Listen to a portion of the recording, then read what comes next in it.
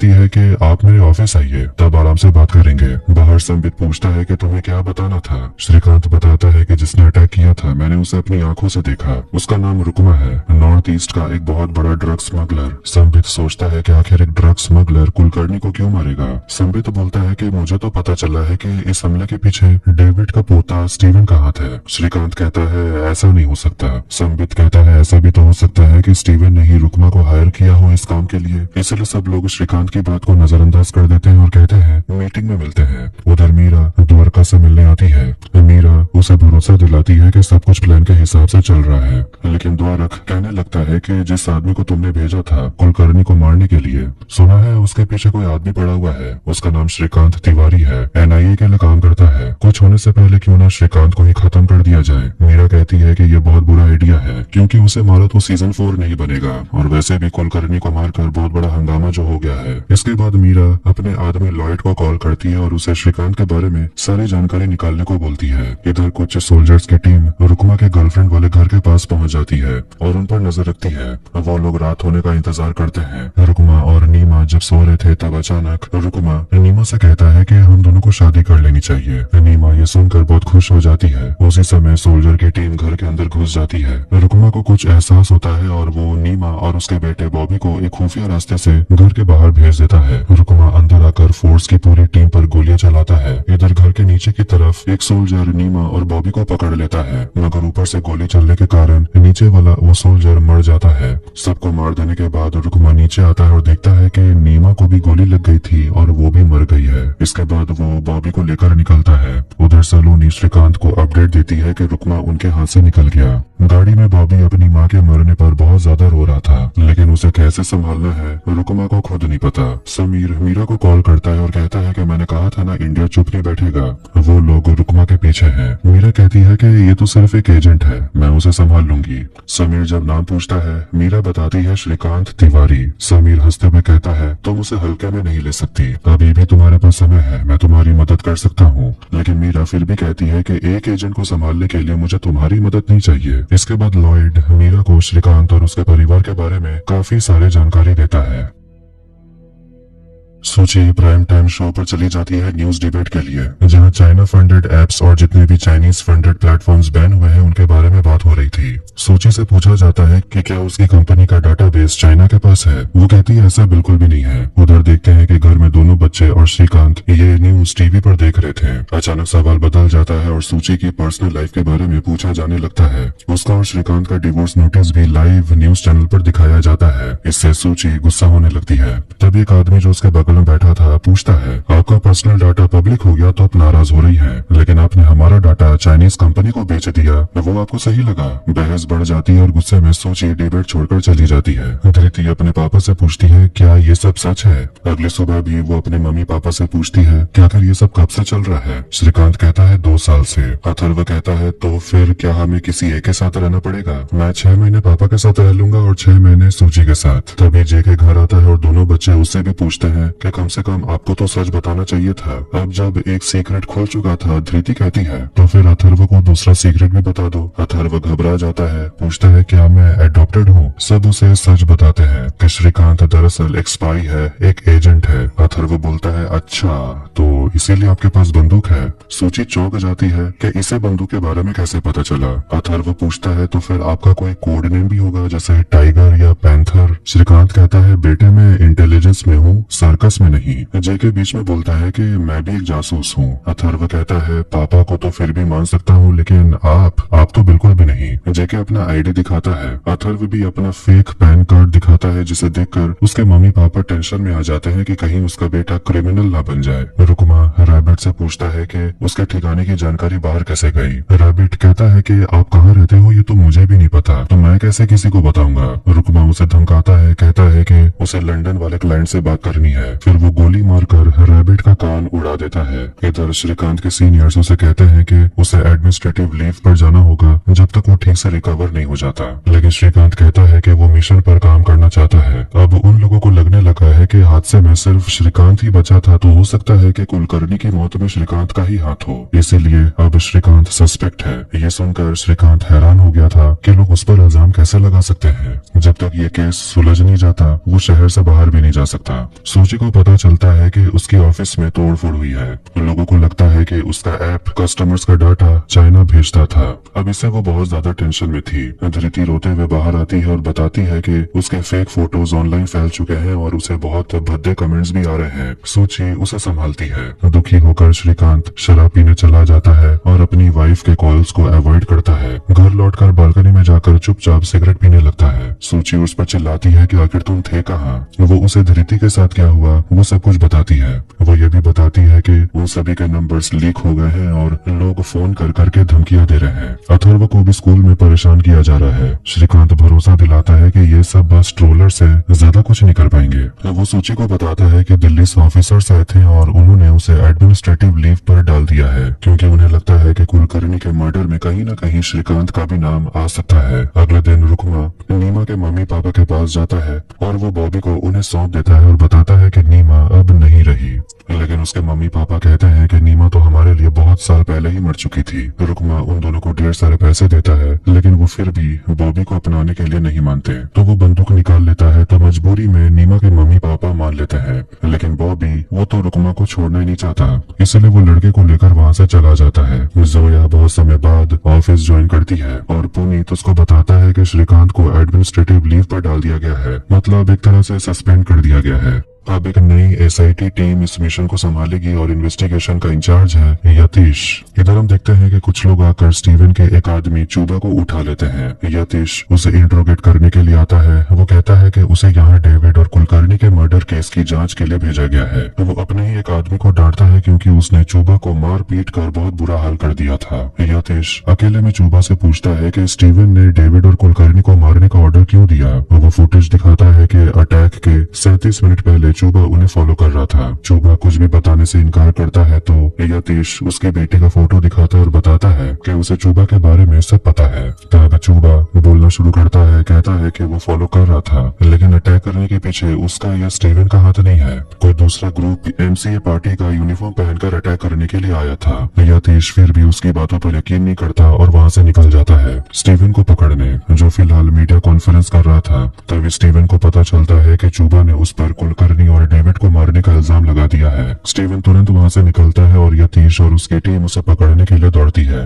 लेकिन आखिर में स्टीवन जैसे गायब ही हो जाता है। इधर गोलीबारी शुरू हो जाती है मगर स्टीवन भागने में कामयाब होता है। अथर्व अपने स्कूल में जेके को बुलाता है क्योंकि वो 3 बच्चे उसे हमेशा परेशान करते थे। जेके प्रिंसिपल से कंप्लेंट करने जा रहा था तभी कॉरिडोर में अमीरा मिलती है जो अथर्व को हाय कहती है। तभी वहाँ 3 शरारती बच्चे आते हैं। जेके अथर्व से लड़ने को बोलता है लेकिन अथर्व तो लड़ ही नहीं पाता तो जेके मोटे लड़के को गिरा देता है। तभी वहाँ प्रिंसिपल आती है और ये सब देख लेती है। प्रिंसिपल ऑफिस में प्रिंसिपल कहती है कि बच्चे तो इमेच्योर हो सकते हैं लेकिन आप तो बड़े हैं मिस्टर जेके। वो अथर्व से कहती है कि अगली बार अपने पापा को बुलाना। श्रीकांत कितने अच्छे जेंटलमैन हैं, उनके ऐसे दोस्त होंगे पता नहीं था। अब ये सब तमाशा करने के लिए सोची जेके को डांट लगाती है। धृति अपने कॉलेज से परेशान होकर आती है और कहती है कि वो अब कॉलेज नहीं जाना चाहती क्योंकि स्टूडेंट यूनियन ने उसके सस्पेंशन की डिमांड की है। उन्हें लगता है कि धृति एंटी नेशनल एक्टिविटीज में इन्वॉल्व है। अपने परिवार को बिखरता देखकर श्रीकांत सबको समझाता है कि ये समय कठिन है लेकिन हमें एक टीम की तरह लड़ना होगा, इसलिए कुछ रूल्स फॉलो करने होंगे। कोई घर से बाहर नहीं जाएगा, कोई इंटरनेट नहीं चलाएगा, कोई मोबाइल यूज नहीं करेगा। दोनों बच्चे अपने फोन दे देते हैं।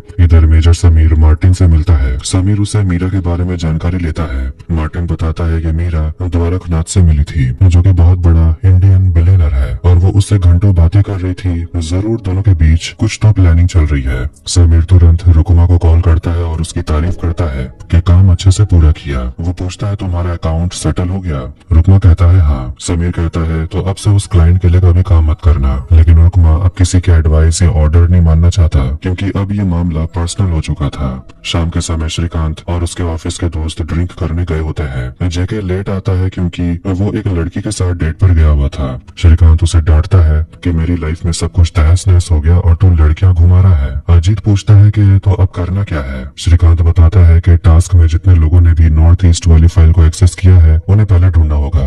अजीत बताता है कि यतीश और उसकी टीम ने सारा एक्सेस ले लिया है और अगर हम किसी भी सेंसिटिव फाइल को देखने की कोशिश भी करेंगे तो उन्हें पता चल जाएगा, इसलिए शायद अब हमें हैकिंग करनी पड़ेगी। पुनीत इसके लिए मान जाता है। श्रीकांत अपने दोस्तों से कहता है कि यह मिशन बहुत रिस्की है और अगर कोई भी यहाँ से जाना चाहता है तो जा सकता है, लेकिन तीनों कहते हैं कि वो श्रीकांत को अकेला नहीं छोड़ेंगे। पुनीत जेके के फोन से एक फोटो हैक कर लेता है जिससे जेके और पुनीत लड़ने लगते हैं और श्रीकांत सोचता है कि ऐसे लोगों के साथ वो दुनिया कैसे बचाएगा। अगली सुबह जब ऑफिस में कोई नहीं आया होता, पुनीत हैकिंग करके डाटाबेस का एक्सेस पा लेता है। तभी अजीत आकर उसे डरा देता है और डाटाबेस में कुछ ऐसा पता चलता है जिससे वो घबरा जाता है। उधर श्रीकांत दिल्ली जाने के लिए पैकिंग कर रहा था प्रधानमंत्री के साथ मीटिंग के लिए। जेके एक लड़की के साथ डेट पर आया होता है और उस लड़की का इंतजार कर रहा था। तभी वहाँ पुनीत आता है और जेके का फोन लेकर डस्टबिन में फेंक देता है। जेके गुस्सा होता है तो पुनीत बताता है कि तुम्हारा फोन बग्ड है, सिर्फ तुम्हारा ही नहीं सबका फोन बग्ड है। पुनीत ने जेके के फोन को हैक करके ही उसे यहाँ पर बुलाया था।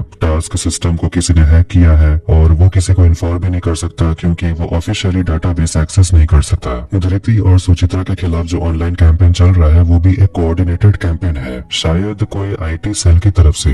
पुनीत जेके को छोटा कीपैड वाला फोन देता है और कहता है इसी से बात करेंगे। यतीश इन्वेस्टिगेशन पूरी करके फाइल अपने बॉस को सबमिट करता है और एक अरेस्ट वारंट निकालने को बोलता है। जेके तुरंत एयरपोर्ट पहुंचता है और श्रीकांत को फोन लेकर फेंकने वाला होता है, लेकिन श्रीकांत उसे रोक देता है। जेके बताता है कि पुनीत ने बताया हमारा फोन बग्ड है। श्रीकांत तुरंत पुनीत को फोन करता है। पुनीत बताता है कि मैंने डाटाबेस में प्रोजेक्ट साहकार ढूंढा लेकिन कुछ मिला नहीं। फिर मैंने एम्प्लॉय फाइल्स चेक की और मुझे पता चला कि दीमापुर में आपके कॉन्वॉय से जो सिग्नल भेजा जा रहा था और जो अटैकर्स को मिल रहा था वो सिग्नल भेजने वाला श्रीकांत ही था। श्रीकांत गुस्सा होकर कहता है कि मैं कैसे कर सकता हूँ, मेरा फोन तो ऑफ था। पुनीत कहता है इससे फर्क नहीं पड़ता, जिसने भी ये किया है उसने एडवांस स्पाईवेयर इस्तेमाल किया है। आपका फोन कॉम्प्रोमाइज था इसीलिए आपकी लोकेशन उन्हें मिल गई। यतीश और उसकी टीम ने श्रीकांत के खिलाफ अरेस्ट वारंट निकाल लिया है। यतीश एयरपोर्ट के लिए निकल चुका था। श्रीकांत को बोर्डिंग के लिए बुलाया जाता है और फ्लाइट टेक ऑफ के लिए रेडी हो जाती है। यतीश पहुंचकर टेक ऑफ रोकने की कोशिश करता है लेकिन अब ये पॉसिबल नहीं था, इसीलिए वो प्लान बनाता है कि श्रीकांत जैसे ही दिल्ली उतरेगा उसे अरेस्ट कर लिया जाएगा।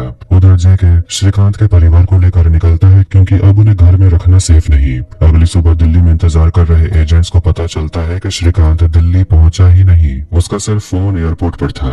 यतीश अपनी टीम से कहता है श्रीकांत के परिवार वालों के फोन को ट्रैक करो। उधर श्रीकांत अपने परिवार के साथ ट्रेन में होता है। जेके वहीं था और उसने भी सभी के फोन को ऑटो रिक्शा में छोड़ दिया था और उसी ऑटो को यतीश की टीम पकड़ लेती है क्योंकि परिवार वालों का फोन तो उसी में था।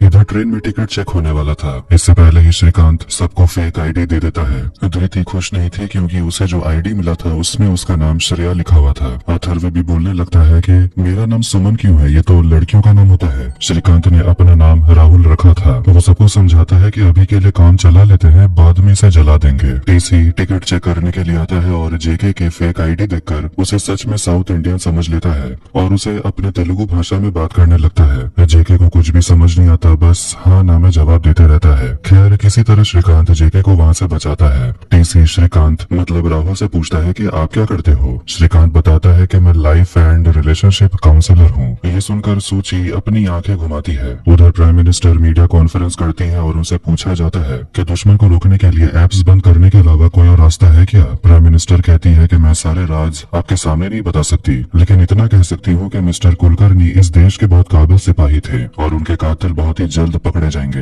हमारी एजेंसी रात दिन काम कर रही है और मुझे उन पर भरोसा है। कॉन्फ्रेंस से बाहर आने के बाद प्राइम मिनिस्टर संबित से पूछती है कि श्रीकांत वाली मीटिंग का क्या हुआ। संबित कहता है कि 1 महीना स्केड्यूल बहुत ज्यादा बिजी है। प्राइम मिनिस्टर कहती है फिर भी उस मीटिंग को प्रायोरिटी में रखना। प्राइम मिनिस्टर वारा प्रसाद से पूछती है कि आखिर पब्लिक इमेज सुधारने के लिए क्या किया जाए। संबित सुझाव देता है कि शायद आपको उस जगह जाना चाहिए जहाँ पर यह हमला हुआ था। अब देखते हैं बॉबी को, जो रुकमा के अड्डे पर रह रहा था, वो फुटबॉल खेलना चाहता है जो बाकी सब खेल रहे थे। तभी उसे मीरा का कॉल आता है। मीरा कहती है कि सुना तुम्हें क्लाइंट से बात करनी थी। रुकमा कहता है हाँ, बॉस को फोन दो, मैं सेक्रेटरी से बात नहीं करता। मीरा कहती है मैं ही बॉस हूँ, बोलो क्या पूछना था। रुकमा कहता है अच्छा, तब समझो यहाँ सब कुछ इतना सर्कस क्यों बना हुआ है। मुझे पहले बोला गया था कि मैं फंसूंगा नहीं, लेकिन अब हर कोई मेरे पीछे है। मीरा कहती है कि अटैक में तुमने एक आदमी को जिंदा छोड़ दिया था और वो अब हमारी नाक में दम कर रहा है, तो ये सब तुम्हारा फैला हुआ मामला है, मेरा नहीं। रुकमा बोलता है कि अगर मेरे सामने कोई ऐसी बात करता तो मैं उसे गोली मार देता। इस पर मीरा उसी भाषा में उसे जवाब देती है जिससे रुकमा इम्प्रेस हो जाता है। मीरा कहती है कि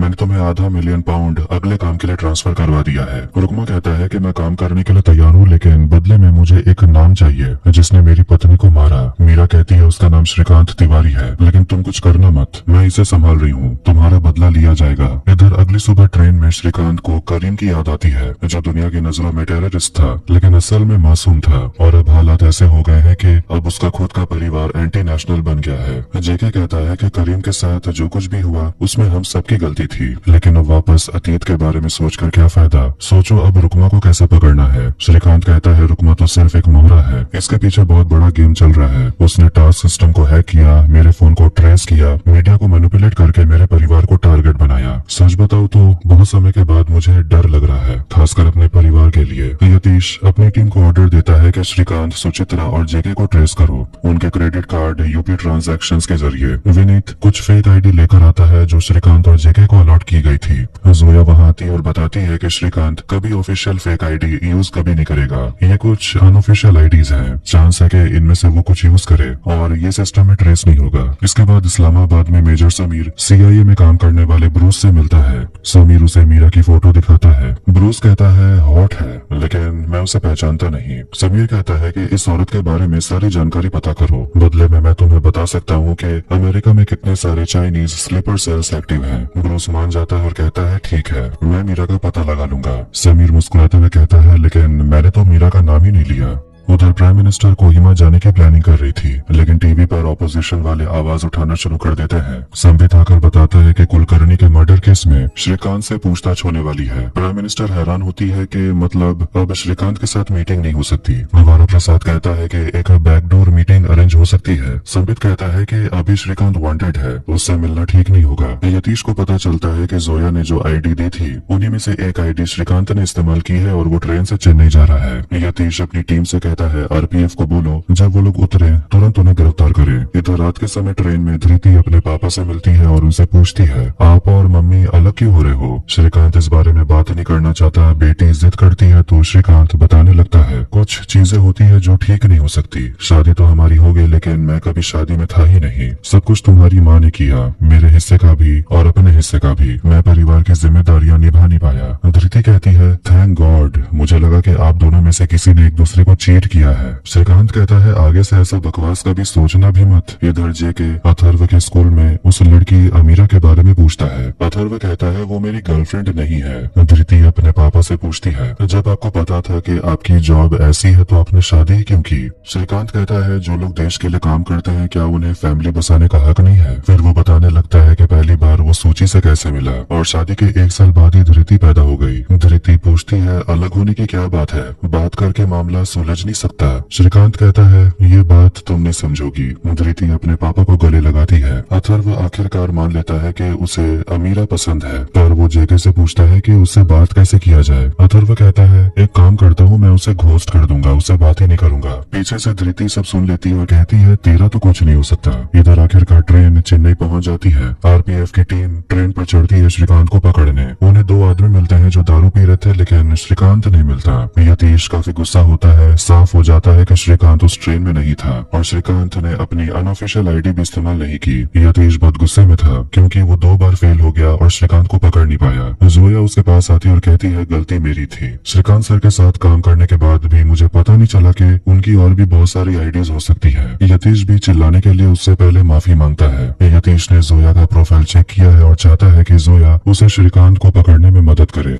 इधर इस्लामाबाद में एक लॉकर रूम में समीर ब्रूस से मिलता है। समीर उसे एक चाबी देता है और कहता है कि इस लॉकर में क्लासिफाइड ISI रिपोर्ट है जिसमें कैलिफोर्निया में छिपे चाइनीज स्पाइस की जानकारी है। बदले में ब्रूस उसे मीरा के बारे में बताता है। मैं पहले उसके साथ काम करता था, अब वो द्वारकनाथ के साथ काम करती है। द्वारकनाथ द कलेक्टिव के लिए इंडिया के साथ एक डिफेंस डील पूरा करने के लिए काम कर रहा है। समीर पूछता है द कलेक्टिव है क्या? ब्रूस कहता है कि अपने लोगों से पूछो तो तुम्हें पता चल जाएगा। यतीश को बताया जाता है कि श्रीकांत के बारे में पता चल गया है। वो अपने परिवार के साथ गुवाहाटी में उतरा है। जेके भी उनके साथ है। यतीश समझ जाता है कि वो सब नागालैंड जा रहे हैं। वो कहता है हम भी वहीं जाएंगे। यहाँ देखते हैं कि सलोनी श्रीकांत को पिक करने आती है। सोची, अथर्व और धृति दूसरे गाड़ी में होते हैं और सोचने लगते हैं क्या सलोनी और श्रीकांत का कुछ चल रहा है क्या? इधर सलोनी श्रीकांत को बताती है कि प्राइम मिनिस्टर यहाँ आने वाली है। सलोनी पूछती है तुम्हारी फैमिली कैसी है? श्रीकांत कहता है फिलहाल तो सब कुछ बिगड़ा हुआ है। मैं ज्यादा कुछ उन्हें बता तो नहीं सकता, लेकिन फिर भी वो थोड़े बहुत समझते तो हैं और ज्यादा सवाल नहीं पूछते, पर पता नहीं कब क्या हो जाए। हमेशा इस बात का डर लगा रहता है। मीरा रुकमा को कॉल करती है और उसे काम के लिए तैयार रहने को बोलती है और कहती है थोड़ा संभल कर रहना, वहाँ पूरी फौज होगी। रुकमा श्रीकांत के बारे में और जानकारी मांगता है। मीरा कहती है कि उसकी फैमिली को टारगेट करने में हमने कोई कसर नहीं छोड़ी। अब लोग उन्हें एंटी नेशनल मानते हैं। श्रीकांत को सस्पेंड करवा दिया गया है, यहाँ तक कि कुलकर्णी के मर्डर में श्रीकांत प्राइम सस्पेक्ट है। इसके बाद रुकमा